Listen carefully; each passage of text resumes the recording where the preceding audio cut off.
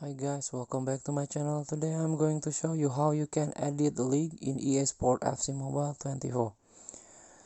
So I made this video for beginner or new into this game. Previously this game is FIFA Mobile, but right now is EA Sport FC Mobile 24.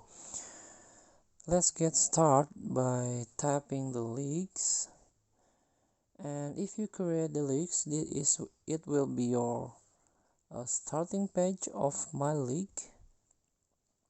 So you can edit your league by tapping this setting button at the top of your screen, and this one, the first option here, edit league. Tap the edit league, and in these settings you can pick a logo to represent your league. You can change your logo like this. Tap this.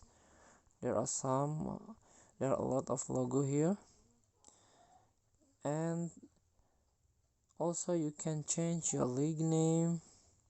Description, you can make a description of your league, and you can setting your require fans, require level, and require rating.